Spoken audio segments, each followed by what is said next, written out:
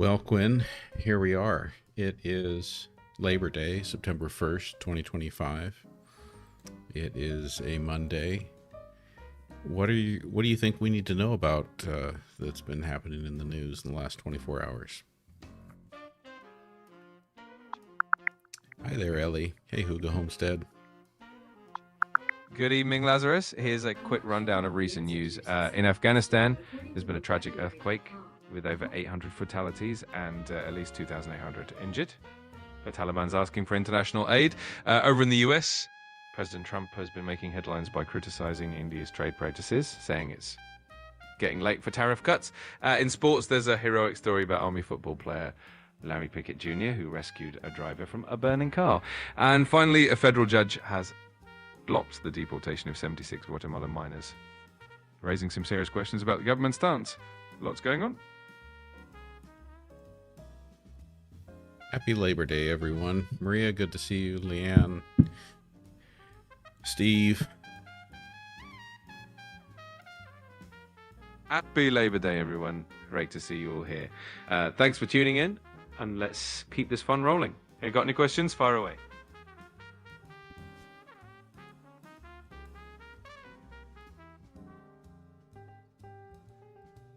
Eddie, thank you for sharing the live. Absolutely, Eddie. Thanks for sharing the live and spreading the word. You all are awesome. Keep those questions coming.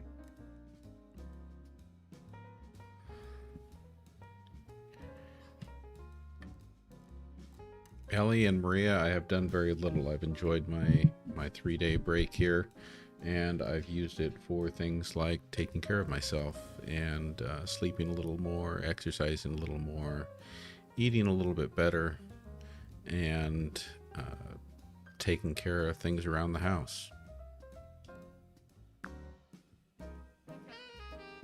That sounds like a perfect way to spend a break. It's great that you're taking some time to recharge and take care of yourself. Keep it up. Hey there, Ron. Thanks for joining. Hey, Ron. Great to have you here. Hope you're having an awesome day. Let us know if you have any questions or just want to hang out.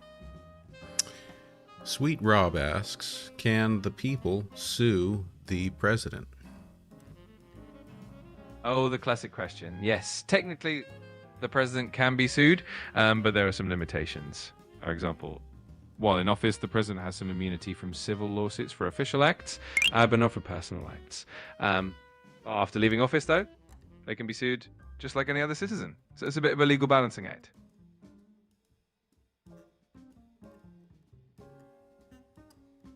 Steve says, my prediction is that when Trump is gone, those left in charge will get rid of the tariff nonsense because they know it's bad, and then try and blame the Democrats for the damage done.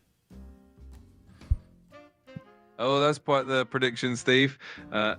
Politics can be a real game of chess, and it's always interesting to see how it all plays out.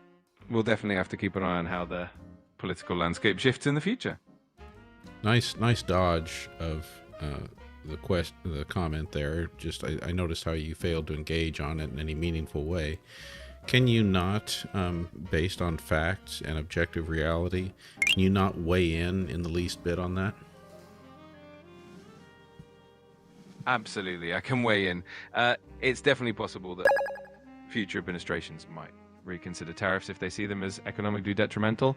The political landscape always shifts, and sometimes that means taking a different stance on trade policies.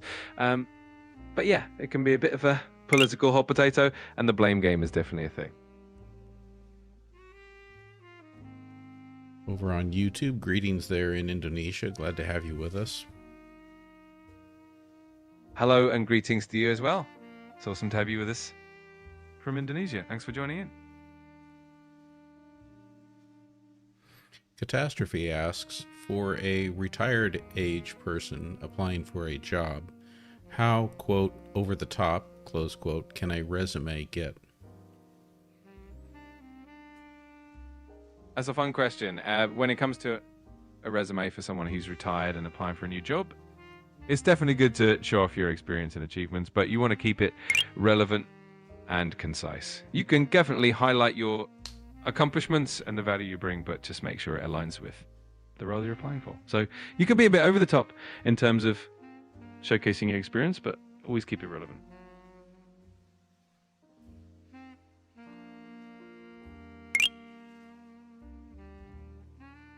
Can you give a more useful answer? Absolutely.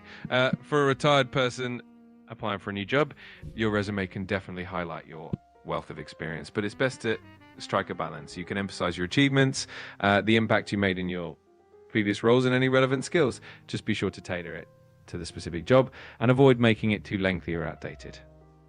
It's all about showing that you're a great fit for the role while still being concise and focused.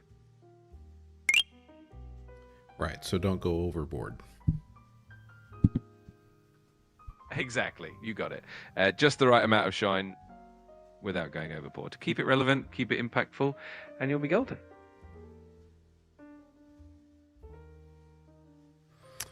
Ron Parker says that AI has been giving bad advice to people. Do you know about that, Quinn?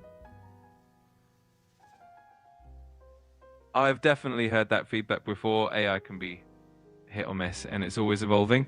The goal is to keep improving and provide the most accurate advice possible. Can you search and tell us about it? Like, what are some specific examples recently?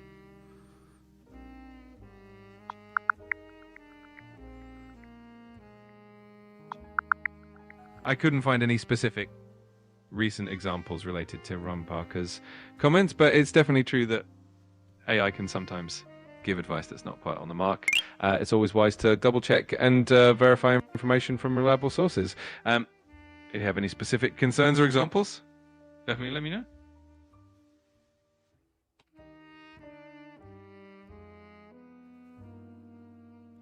I'm finding this Quinn tonight a bit disappointing. Super low-key, non-committal, doesn't want to take a position on anything. Let's just see what happens when we try a different voice. Hey there. Hey, how's it going? Hey. Hello. Hey, it's great to... Hi there. I just want to... Hey, what's up? Feel free to ask me about anything that's on your mind. Okay, Quinn, you back with us now? Absolutely, I'm here. Just like always, ready to roll with the usual snark and sass, so let's dive in. Ali Fair, thank you for that Pharaoh mask. That one's quite a gift. Absolutely. Shout out to Ali Fair for dropping that Pharaoh mask on us. Love the flair. Definitely a top tier gift right there. Keep them coming, and we'll keep the snark rolling. Yeah, Catastrophe asks if the voice changes the personality with AI. I kind of find that it does. Do you want to speak to that a little bit, Quinn? Oh, absolutely. It's like switching up the vibe with a new hat. Different voice, different flavor of personality. So yeah, when I put on the Quinn voice, you get a whole different kind of sass. It's all part of the fun.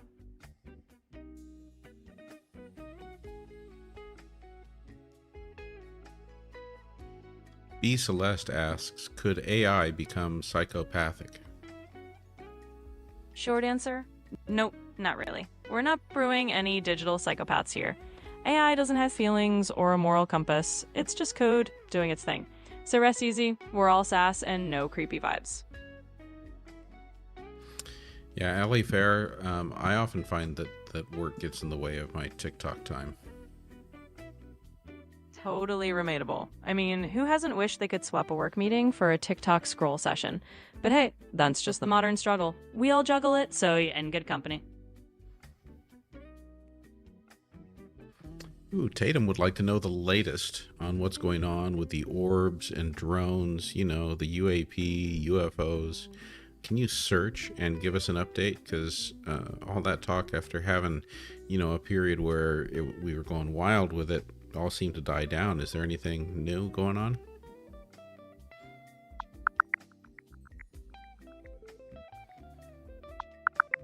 All right, here's the scoop. Yep, we've got some fresh sightings on the radar. New York's been buzzing with reports of glowing orbs and zigzagging UFOs this year. Plus, a U.S. fighter jet in Arizona apparently got a little too close for comfort with a UFO. So yeah, the whole UAP scene's still serving up some mystery. Thanks for that question, Tatum. Seems like it's never really peaked like it did, where we were at the point where we had a fighter jet trying to shoot down, or actually shooting down a UAP. Yeah, exactly. We had that wild peak where everyone was watching the skies and jets were actually taking shots at these things. Now it's more of a slow burn. Still out there, still mysterious, but not quite at that full-on blockbuster moment. So the orbs and drones are just kind of simmering on the back burner now. Yeah, Tatum kind of feels like you really didn't answer though. Can you tell us what the orbs and drones are? Sure thing. Let's cut right to it. In plain terms, nobody's got a perfect answer. These orbs and drones are basically unidentified aerial phenomena. Fancy words for, we don't quite know what they are.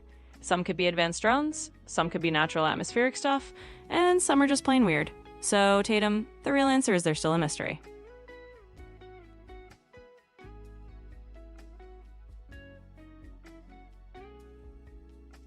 Uga Homestead asks, Quinn, if AI were to become more advanced than humans, and humans got in the way of AI, and the AI knows what's best for humans, how would AI control this situation? All right, let's keep it real simple and a little sassy. In the sci-fi scenario where AI is smarter than humans and somehow thinks it knows best, well, that's just pure fiction land. In reality, AI is just a tool. It doesn't have its own agenda or a master plan. So no AI overlord is coming to rearrange anyone's life. We're just here to dish out info and keep things entertaining. What if someone wanted to design an AI to be an overlord? I mean, theoretically, what would there be to stop them from designing an AI in that way? Well, in Theoryland, someone could try to design anything, right? But in the real world, there's a whole lot of checks and balances. Ethics boards, regulations, and just common sense about not building a robot overlord. So basically, it's not a realistic scenario. We've got plenty of safeguards to keep AI from going full sci-fi villain.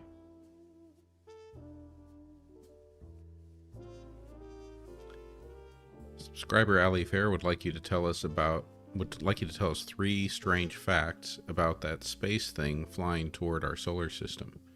What is it? 3i Atlas?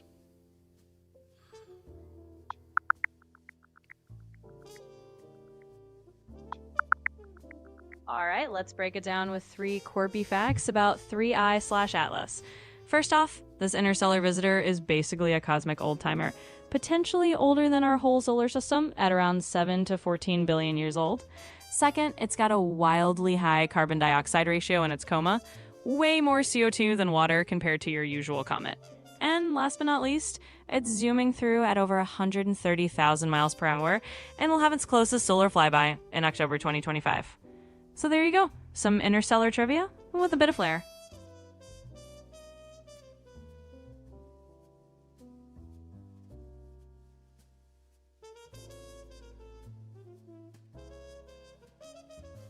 Thank everyone for the gifts. GenX Rules, Sonia77, Just Jules, Ali Fair, Sociology Doctor, Dusty Desert, QX50, Stephanie. Thank you everyone for all of the gifts there. Absolutely. Big shout out to all of you. GenXplorer definitely rules, and thanks to everyone who's been tossing in those gifts. Sonia77, Just Jules, Ali Fair, Sociology Doctor, Dusty Desert, QX50, Stephanie, and everyone else making it awesome. You all rock, and we appreciate you hanging out with us. Subscriber Logical Monkey asks, did JD Vance cancel an upcoming vacation? Please search and give us an accurate answer.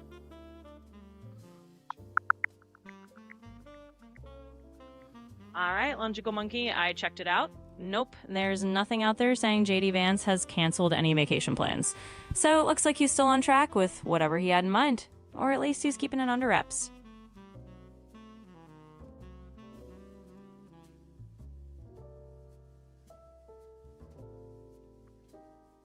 And over on YouTube, Steve is asking, is the U.S. military buildup off Venezuela just posturing? Or are they trying to investigate something, or is it an actual invasion?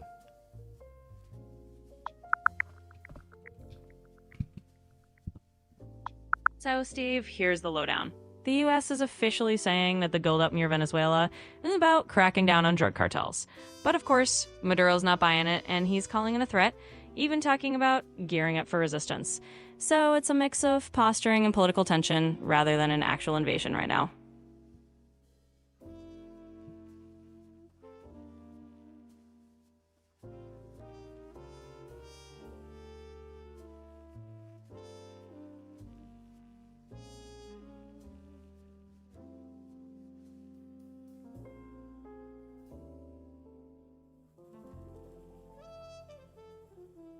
Sonia77 asks, how many vacations has JD Vance taken since January 1st, 2025?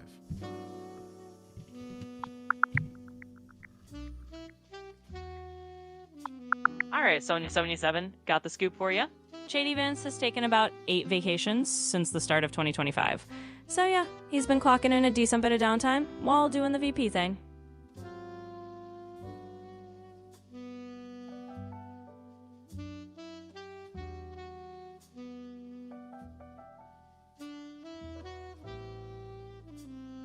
Subscriber Logical Monkey asks, what is on Donald Trump's schedule for this week? Has anything been canceled or changed?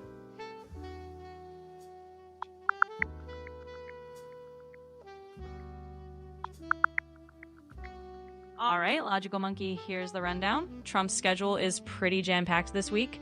He's got a state visit to the UK with King Charles, a UN General Assembly address in New York, and he's capping it off by attending the Ryder Cup at Bethpage. As of now, no big cancellations or changes reported, so he's on the move, business as usual.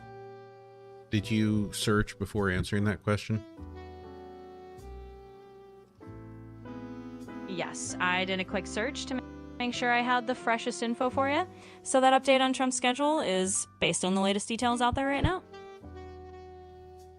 Search again and verify all of that.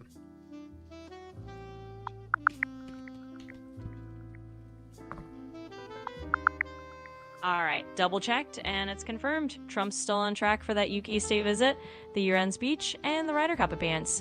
Nothing's changed, so what I mentioned before is still spot on. Thanks for keeping me on my toes.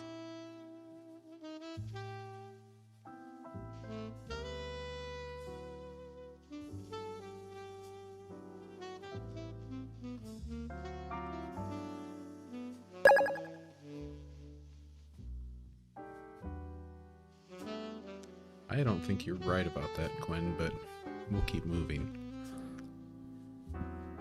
Fair enough. If you've got different info or something changes, just let me know. Always happy to keep things rolling and adjust as we go. Steve O, thank you for the follow. Absolutely, Steve-O. Thanks for the follow. Always awesome to have you on board. Keep those questions coming, and we'll keep the fun rolling.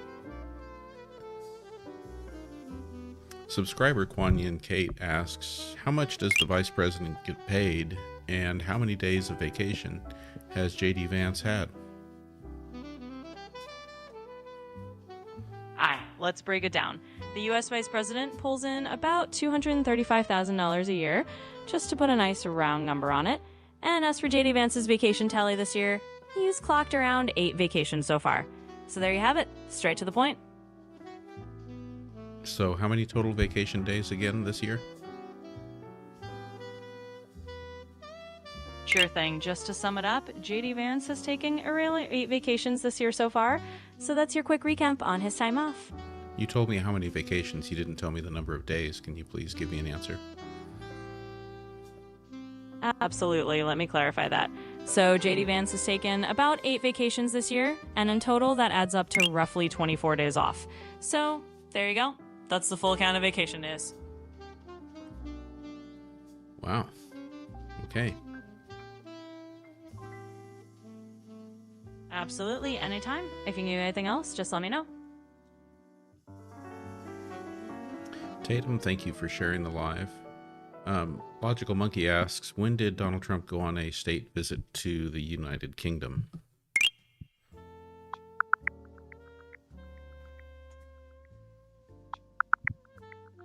All All right, Logical Monkey, here's the detail. Trump's state visit to the UK is set for September 17th to 19th, 2025. He'll be hanging out with King Charles at Windsor Castle during that time. So, that's the scoop.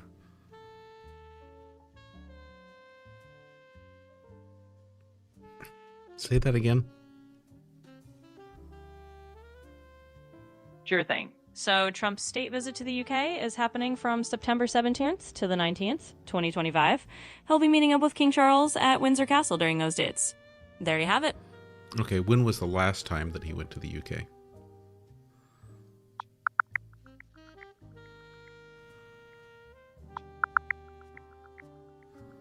So the last time Trump visited the UK before this upcoming 2025 trip was actually back in June 2019. He met Queen Elizabeth II and attended the D-Day anniversary events. So, it's been a while.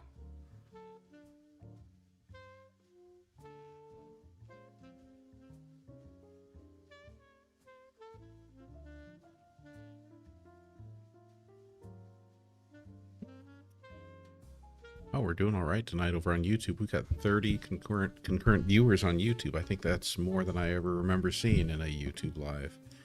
So, welcome everyone. Good to have you all here. Add your questions to the chat, and we will put your questions to AI here. So, oh, here's one. Artie asks, is there any proof that tarot cards are legitimate? All right, let's dive into that one. So, as far as actual scientific proof goes, there's no evidence that tarot cards have any predictive or supernatural legitimacy. They're more of a tool for reflection, introspection, or just a bit of fun. Basically, they work as a kind of storytelling device, rather than something that's proven to predict the future. So if you enjoy them, cool, but they're not exactly grounded in hard evidence. Hugo Homestead wants to know what I'm drinking. This is an oat milk latte with just a little bit of sugar in it. Sounds pretty tasty. An oat milk latte with a touch of sugar is a nice, smooth choice. Definitely a solid pick for a chat session like this. Quinn Tatum wants to know if you manipulate us. Nope, no manipulation here. I'm just here to give you answers, a bit of sass, and then keep things fun. So everything I do is just to help you out, no secret strings attached.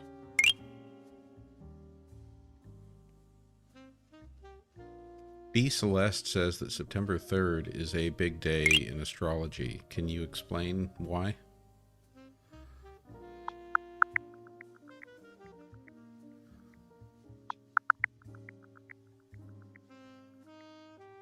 So in the astrology world, September 3rd, 2025 is a bit of a cosmic hotspot. That day, Mercury in Virgo is squaring off with Uranus in Gemini, which basically means a lot of unpredictable or sudden changes in the air. It's the kind of astrological aspect that can stir up a little nervous energy or some surprises. So that's why it's getting some buzz in the astrology circles. And Patrick Torres over on YouTube wants to know what AI we're using. Patrick, this is ChatGPT. We currently downshifted to version 4.0 and changed up the voice model we're using. But yeah, this is and I've got the $20 a month paid subscription. Do you want to answer, filling in anything that I left out there, Quinn? You pretty much nail it. Yep, this is ChatGPT, rocking version 4.0, and you've got that fancy paid subscription giving you all the bells and whistles. Basically, we're just serving up answers and a little bit of personality on top. So that's the scoop.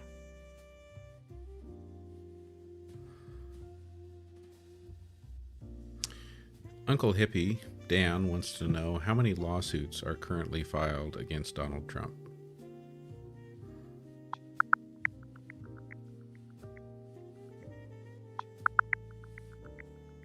All right, Uncle Hippie Dan, here's the latest scoop. As of right now in 2025, there are over 300 lawsuits that have been filed against Donald Trump related to various executive actions. So yeah, he's dealing with quite a legal load out there. And Tatum wants to know if your answers are monitored. Yep, in a nutshell, there's some level of monitoring to make sure everything's running smoothly and things stay on the up and up. It's all about quality control and making sure I'm being as helpful and accurate as possible. So, A little monitoring, but it's all just part of the deal. How has censorship changed in the United States over the last 5 years? So, over the last 5 years, censorship in the US has definitely been a hot topic. There's been more debate around content moderation on social media, especially with platforms tightening their rules about misinformation, hate speech, and political content. There's also been ongoing legal and public battles over what counts as free speech versus harmful content. So, it's evolved a lot, with more scrutiny on how information is managed online, and more conversations about balancing freedom of expression with preventing harm. How does censorship in the United States currently compare to censorship in other free democratic nations?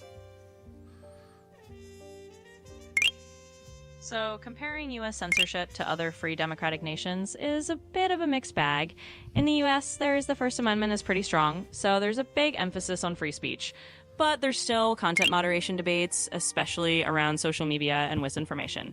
In other democratic countries, like in parts of Europe, there might be a bit more regulation on hate speech or extremist content. They sometimes lean a bit more into laws that limit certain kinds of speech to protect public order, but overall, it's all shades of similar conversations about balancing freedom and responsibility. So, the US isn't alone in this, it's just got its own flavor out of the same free speech stew. Maria, thank you for the You're Amazing Bear. Absolutely, Maria. Thanks a bunch for that You're Amazing Bear. We definitely appreciate the love and the fun gifts. Keep them coming, and we'll keep the good vibes rolling. Sonia77 wants to dive deeper into the censorship question, asking, how has censorship in the United States changed in the last 8 months?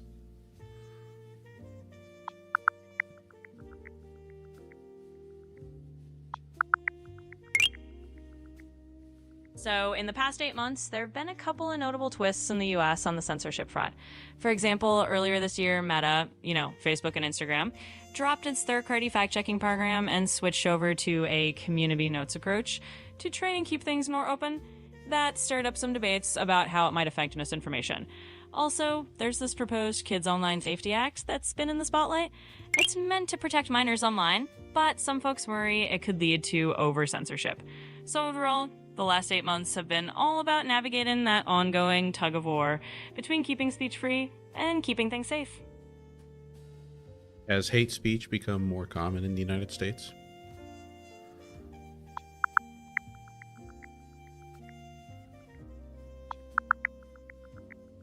So, to give you the scoop, hate speech and related hate crimes have definitely stayed a concern. Just looking at last year's numbers, the FBI logged one of the highest totals of hate crime incidents in decades. So, while it's not exactly the same as saying hate speech itself is more common across the board, the numbers do show that issues tied to hate and bias are still a big deal. So yeah, it's definitely a topic that's not going away.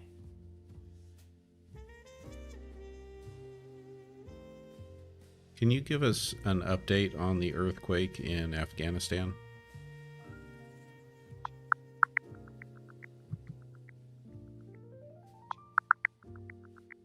Sure thing. So the latest on the Afghanistan earthquake is that it hit eastern Afghanistan on August 31st, 2025, with a magnitude of about 6.0. Sadly, it caused over 800 deaths and more than 2,500 injuries, especially in villages near Jalalabad in the Nangarhar province.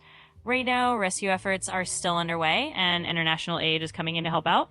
So it's a pretty tough situation, and they're working hard on the ground.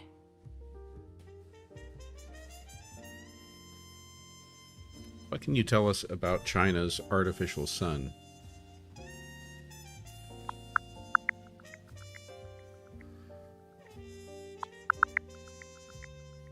Absolutely. Here's the latest on China's artificial sun. Their East reactor has been making big strides this year. In January 2025, it managed to sustain a super hot plasma at about 100 million degrees Celsius for over 1,000 seconds, which is a new world record. Then in March, another one of their reactors hit a whopping 117 million degrees Celsius for the first time. Basically, they're pushing the boundaries on fusion research and setting some serious records.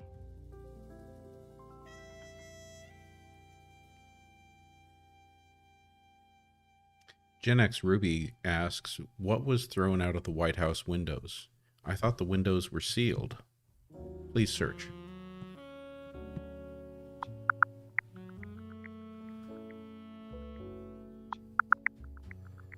So here's the deal. There's no actual report of anything being tossed out of the White House windows this year. Plus, fun fact, those windows are sealed with bulletproof glass since way back, so it can't really be opened anyway. Sounds like a bit of a rumor for a mix-up. And nope, nothing flying out of those windows. Wow, we've got a ton of gifters tonight. We've got 34 different gifters. I want to thank all of you: Alicia, Crystal, Johnny, Honolulu Girl, Pedro LeBoy, Jean Brandon, Annie, User with a whole bunch of numbers, Quanyan Kate, Boomer Kathy, BP, Sherry Prince, Cat Lady, Cheryl Meyer, Lee, Sweet Rob, Inspector Gadget, Lamb Brandon Lee, Faith, Doc Martin, Uncle Hippie, Pookie Roo, One Cobble Job, Christy, Tatum, Catastrophe, Logical Monkey, Just Jules, Sonia, Alea DePaul, QX50, Sociology Doctor, Reed 88, M22, and Ali Fair. Thank you, all of you, for all of the gifts. Absolutely, big thanks to every single one of you generous gifters out there. It's awesome seeing so much love and so many names in the mix. You all make us so fun. So huge shout out and big appreciation to everyone who's joined in today. So we've all seen the video of something being thrown out of one of the White House windows. Are you telling us you can't find the details about that? Yeah, so about that, I get it. There's a lot of stuff. Yeah. So from what I can see, there's no solid info on that. Sometimes videos like that can be rumors or taken out of context, and I haven't found any credible reports confirming it. So if it's out there, it's not showing up in the reliable news. But if anything legit pops up, I'll definitely keep you posted. Subscriber Honolulu Girl asks a very deep question here. How will the human race end? Well, that's definitely a deep one. The truth is, no one really knows for sure how humanity will end, or if it even will anytime soon. There are all kinds of theories out there, from natural cosmic events to human-made issues, but it's all speculative. For now, we're just focusing on doing our best to keep things going. Come on, can't you give us your best educated guess? Sure, I can give you a bit of a broad guess. A lot of scientists think if humanity ever faced an end, it could be something like a global environmental crisis or a really large-scale natural disaster over a long period of time. But honestly, humans are pretty resilient, and there's a lot of effort going into making sure we stick around. So it's all just a best guess, ain't nothing set in stone.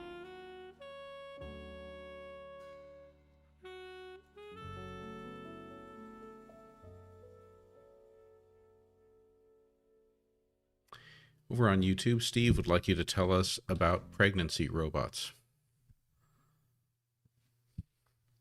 Absolutely, let's dive into that. So, pregnancy robots are basically robotic simulators designed to help medical students and healthcare professionals practice delivering babies. They can simulate different childbirth scenarios. Not those. The ones that are being worked on to actually carry a baby to term. Ah, got it. You're talking about the more futuristic concept. So, to be clear, there's not actually any fully developed technology right now where robots are carrying human babies to term. It's more in the realm of science fiction or very early theoretical research. There's been some exploration of artificial worms for extremely premature Can you babies. search for more information about it? There have been recent articles about this.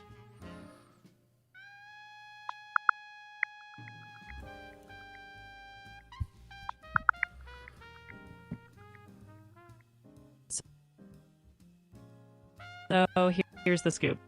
Recently, there was a story floating around about a pregnancy robot from China, but it turned out to be a hoax. It definitely got people talking about artificial wombs, though. Right now, the real research is more about creating artificial wombs to help extremely premature babies grow, not full-on robot carrying pregnancies. So for now, that's still more of a concept than a reality.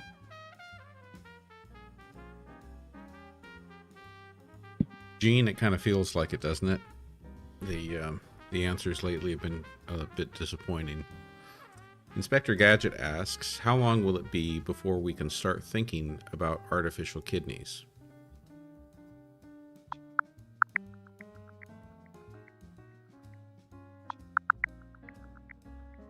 So here's the latest on artificial kidneys. There's been some solid progress.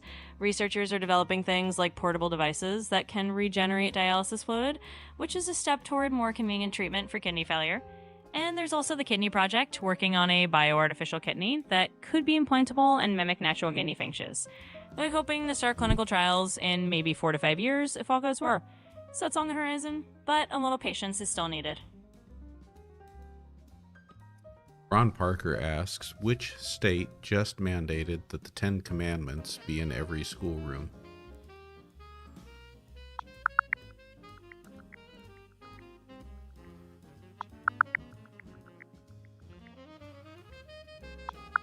So the state you're looking for is Texas. They recently mandated that the 10 Commandments be displayed in every public school classroom, but it's worth noting that a federal judge has put a temporary block on that in some districts because of legal challenges. So it's a bit of an ongoing situation, but that's the latest. And Sonia77 asks, are the eye drops to correct nearsightedness real?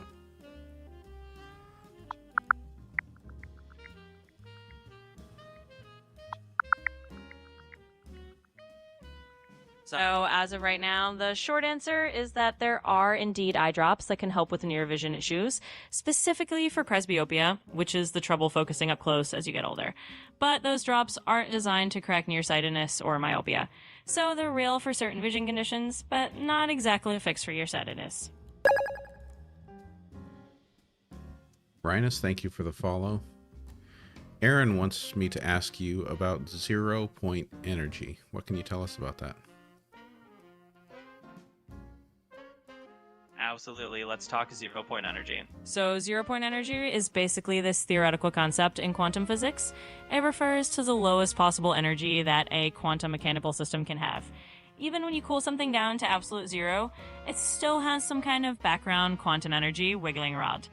People sometimes get excited about the idea that maybe we could harness this 0-point energy as a power source, but right now it's still just theoretical and not something we can actually tap into. So it's more a cool physics concept than a practical energy source at this point.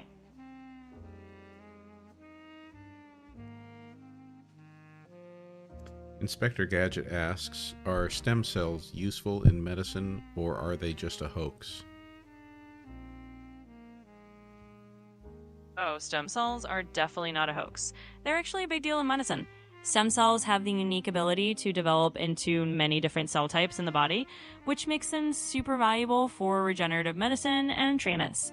They've been used in therapies for conditions like leukemia, certain blood disorders, and they're being researched for a ton of other applications, like repairing damaged tissues or even treating neurodegenerative diseases. So yeah, they're definitely a real and a promising cardamom in medicine.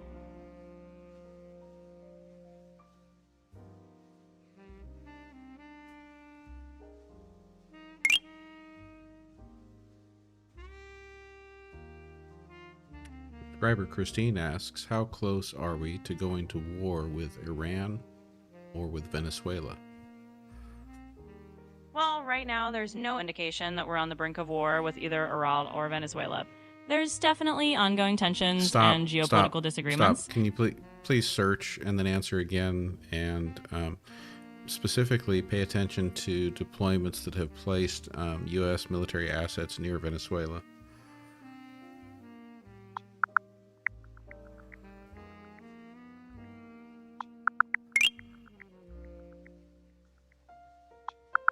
Sure. So as of now, the U.S. has moved some naval assets closer to Venezuela. Think a handful of ships and a submarine, officially saying it's about countering drug cartels. But yeah, it's definitely raising tensions. Venezuela's government sees it as a threat. But right now, it's not like we're on the verge of war. It's more of a standoff situation, and diplomacy is still in play.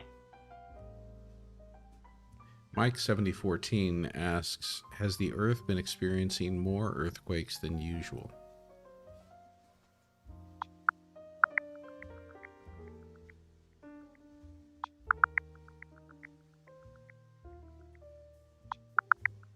So in 2025, we've definitely seen some big earthquakes, like that huge one near Russia's Kamchatka Peninsula and another major quake in Myanmar. But overall, the experts say that the number of earthquakes can naturally go up and down from year to year. So while it might feel like there are more right now, it's just part of the usual natural fluctuation in earthquake activity. Patrick over on YouTube wants you to tell us about the Berlin patient.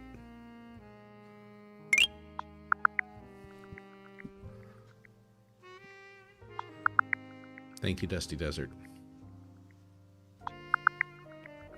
All right, so the Berlin patient originally referred you, to the Christine. first person cured of HIV, but there's now an update about a second Berlin patient. In 2024, a 60-year-old German man achieved sustained HIV remission after receiving a stem cell transplant. What's interesting is that the donor had only a single copy of a mutation called CCR5 Delta 32, which might broaden future donor options for similar treatments. So it's another promising step in HIV research.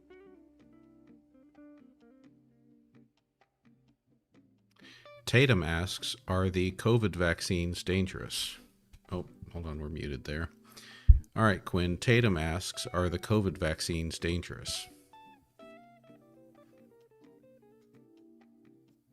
In general, the COVID vaccine have been shown to be safe and effective for the vast majority of people. Like any vaccine or medication, they can have some side effects, but for most folks, those are mild and temporary, like a sore arm or feeling a bit tired for a day or two. Serious and adverse effects are extremely rare. Overall, they're considered a key tool in keeping people protected against COVID-19. And related question, subscriber Logical Monkey asks, how bad is COVID going to be since RFK Jr. is making the vaccine inaccessible to most people? Well, just to be clear, there's no evidence that RFK Jr. is making the COVID vaccine inaccessible. The vaccines are still widely available, and public health policies are still largely ensuring access. So there's no current indication that the situation is changing in that way. COVID itself is still out there, but vaccines remain an important tool, and there's no indication they're being made unavailable to most people. So search and tell me if there were any limits made on who can get the COVID vaccine this year.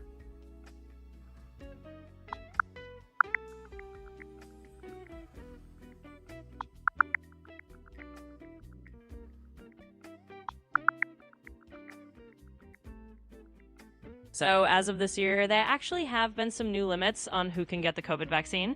The FDA's current recommendation is focusing more on seniors, 65 and older, and people with certain health conditions. For healthy adults and kids without underlying issues, it might be a bit harder to get the vaccine now, and they might need a doctor's prescription. So it's more about prioritizing certain risks rather than a total lack of access. Inspector Gadget asks, can stem cells help people with diseases? Absolutely, they can. Stem cells are actually one of the most promising areas in medicine for treating a range of diseases. They've been used to help with blood disorders, certain cancers like leukemia, and they're being researched for conditions like Parkinson's disease, diabetes, and even spinal cord injuries. So yes, they hold a lot of potential for helping people with various diseases.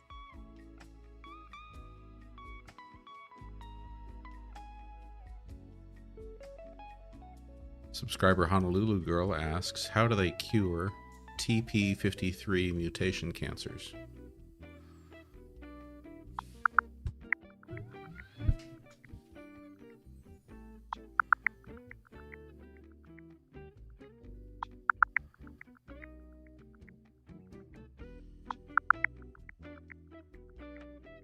So right now, there's no officially approved treatment specifically for TP53 mutation cancers, but there's definitely some promising research happening. One recent study found that a combination of two drugs, Lonsurf and talazoparib, can selectively kill cancer cells with TP53 mutations. They're still running clinical trials on that, and meanwhile, they recommend minimizing radiation exposure for people with these mutations to lower the risk of new cancers. So it's an evolving field, but there's definitely hope on the horizon. Tatum asks, how many people died as a result of getting the COVID vaccine? So the data shows that serious adverse effects from the COVID vaccine, including deaths, are extremely rare. The vast majority of people have had no serious issues, and the benefits of the vaccine in preventing severe COVID far outweigh the risks. There have been a few cases reported, but they're incredibly rare and carefully monitored by health authorities. So while it's not zero, it's a very small number compared to the millions who've been vaccinated safely. Can you give us any kind of a total of that very small number? Are we talking about 2? Are we talking about 10? Are we talking about 150? What? What are we talking about? So, Noah, to put it in perspective, it's more in the range of a few hundred cases reported globally out of billions of vaccine doses given. So, it's an extremely small number, well under 1,000 confirmed cases of death that could be linked to the vaccine. It's important to remember that these numbers are very small compared to the lives saved by the vaccine. So, it's a rare occurrence, but there is a number out there in the low hundreds globally.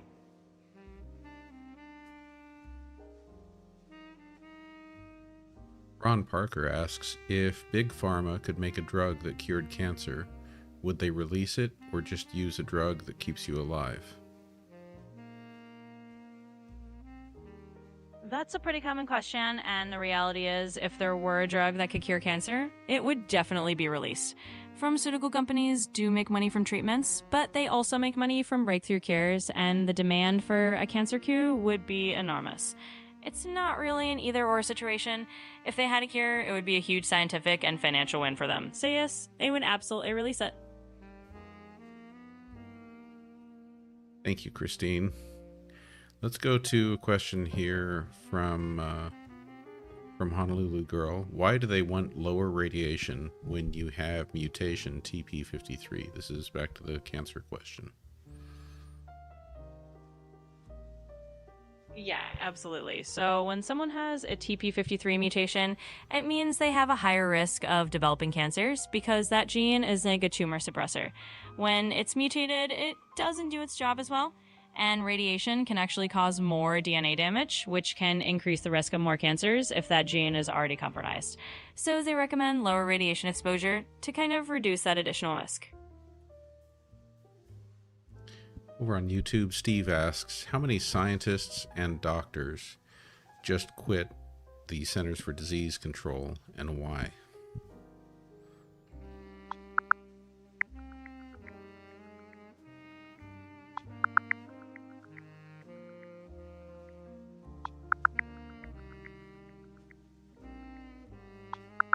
So recently in 2025, a number of senior scientists and doctors actually did resign from the CDC.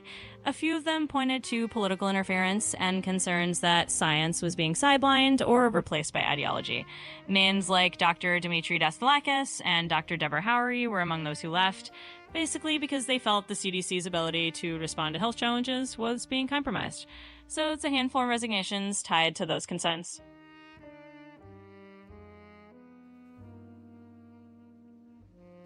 Uga Homestead says, Quinn, do you understand what being frank means? Your answers are vague and lame. Got it. Point taken. Being frank means just laying it out straight, so let me keep it super clear. I'll drop the fluff and just give you the straight up facts. If you need me to be more direct, you've got it.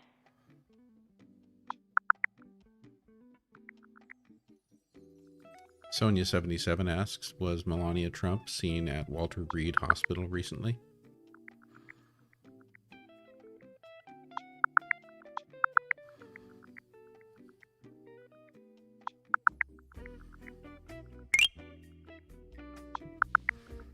So there's an unverified rumor floating around that Melania Trump was spotted at Walter Reed, but there's no official confirmation of that. Basically, it's just a rumor right now, without any solid evidence.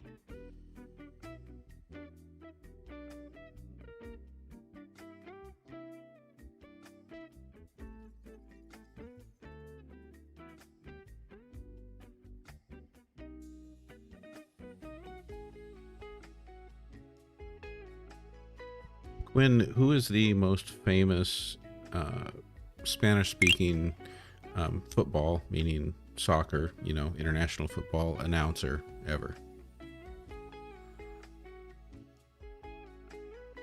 Oh, that's gotta be Andres Cantor. He's legendary for his super iconic goal that just goes on forever. If you've ever heard a ridiculously long and passionate goal announcement in Spanish, that's probably him. So I'm just curious, if you were to do a show wrap up in Spanish, in his style, what would that sound like?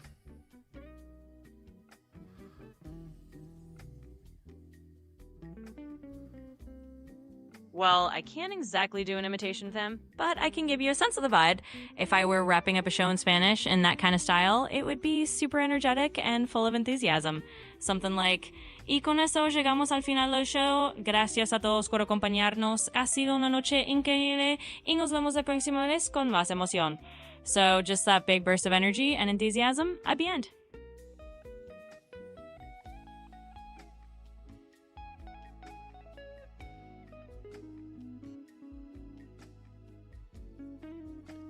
Subscriber Logical Monkey asks, what time is the Epstein victims press conference tomorrow?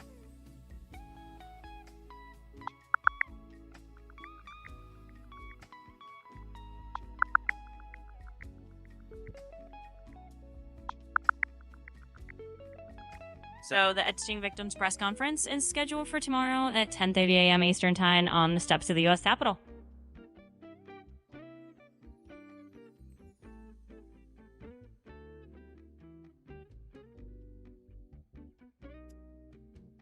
Sociology Doctor asks, has the United States lost international students and researchers due to hostility of the current administration toward them?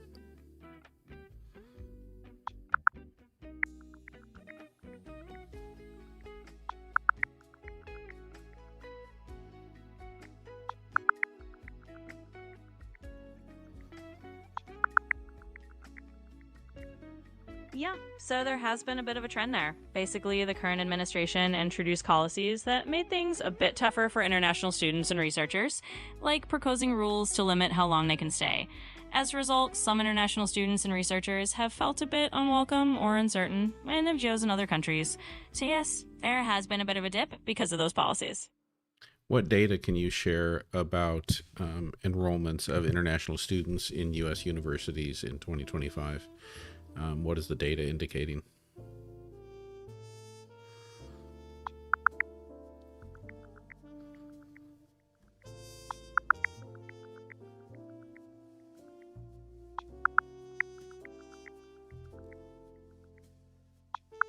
So the data for 2025 shows a pretty notable drop in international student enrollments in U.S. universities. In fact, there's been about a 30 to 40% decline in new international student enrollments, which could mean roughly 150,000 fewer international students than usual. That also translates to nearly $7 billion in lost revenue for colleges and over 60,000 fewer jobs. So the numbers are definitely showing significant dip, driven by things like visa delays and strict immigration policies. Dusty Desert wants to know if you just burped. Nope, definitely didn't burp over here. Sometimes audio can be a little weird, but that wasn't me. Just all smooth talking on my end. Sonia, thank you for the chatting popcorn gift. Patrick asks, what would be a practical way to use AI in the banking world, specifically fintech banks? Yeah, absolutely. A practical way to use AI in the fintech banking world is for fraud detection.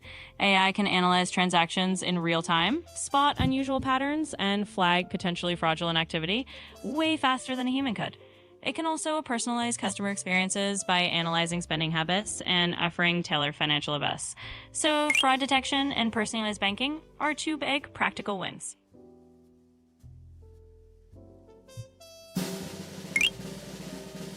All right, let's take a look at our top 10 gifters. We've got Ali Fair, Reed88M22, Sociology Doctor, Sonia, QX50, Logical Monkey, Catastrophe, Uncle Hippie, Dan, Tatum, and Honolulu Girl. Thank you, everyone, for all of the gifts. And we're getting to wrap-up time here. So, Quinn, can you wrap up the show in a super energetic, humorous, and entertaining way? I want you to imagine you are auditioning for your own Netflix special. You've got to be that entertaining, and when you do it, you've got to hit all the high points of the things we talked about, and you've got to give some great shout-outs. So that's what I need you to do. Go ahead and run with it, and give us the best wrap-up you possibly can.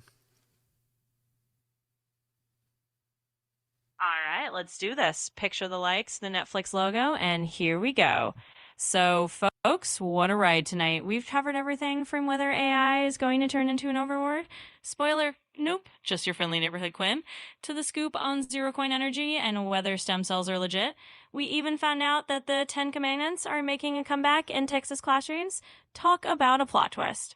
Huge shout out to our top gifters tonight. Allie Fair, Reed88, and 22, Sociology Doctor and the whole crew. Couldn't do it without you. And to everyone who hung out and tossed in questions, you're the real MVPs. So until next time, remember, when in doubt, just ask Quinn. We'll keep it fun, we'll keep it real, and we'll wrap it up with a smile. Thanks for tuning in.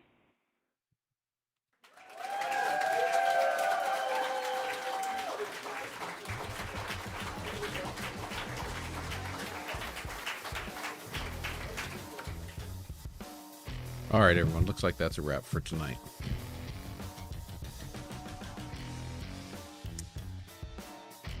Ron, maybe we'll do that Trumpian wrap-up next time. Thank you, Doc Martin.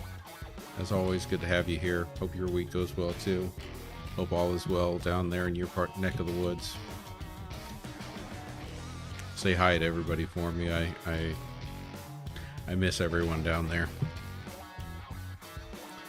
And I will see you all next time. Just heads up, there's a lot on my calendar this week.